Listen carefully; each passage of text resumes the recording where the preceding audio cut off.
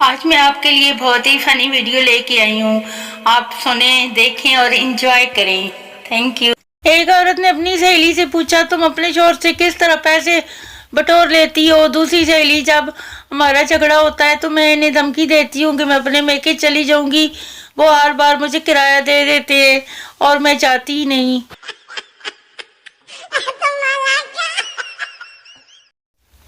Class में सब उसे पुप्पी कहते थे। तंग आकर उसने प्रिंसिपल से शिकायत कर दी। प्रिंसिपल, जो जो इसे पुप्पी कहते हैं सब खड़े हो जाओ। एक लड़के के सिवा सब खड़े हो गए। प्रिंसिपल, शाबाश, तुम इसे पुप्पी नहीं कहते।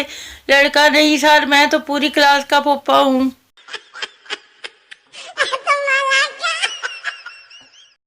सास ने सारी अफ्तारी अकेले तैयार कर ली तो बहू ने किचन में जाकर पूछा, अम्मी जी कोई मदद करूं?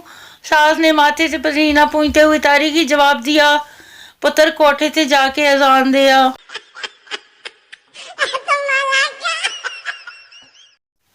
मरीज, डॉक्टर साहब, मुझे आपकी मदद की सख्त जरूरत है।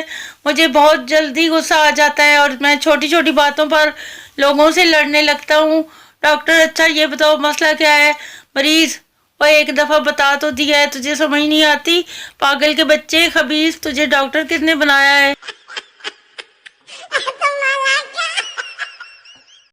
एक लड़की ने मोबाइल लिया और उसी दिन दीवार पर मार कर तोड़ दिया। जानते हैं क्यों? क्योंकि वो जब ऑन होता था इसमें से आवाज आती थी, हेलो मोटो।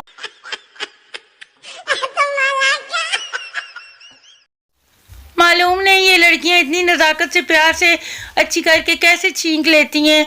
हमें तो छींक आए तो इतनी जोर की अच्छू करके आवाज आती है कि अगला कलमा पढ़ने पर मजबूर हो जाता है।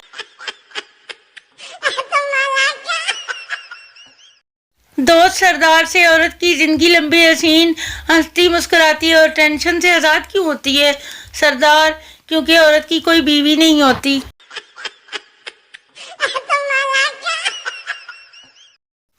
रुखसती के वक्त दुल्हन रो रही थी, दूल्हा भी रोने लगा।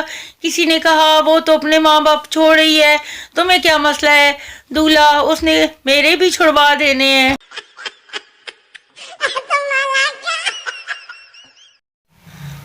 जज, तुम्हारा जुर्म साबित हो गया है, कल तुम्हें फांसी पर लटकाया जाएगा। पप्पू, वो तो ठीक है, लेकिन उतारा कब जाएगा? मैं शाम को करीम की टैक्सी भी चलाता हूँ।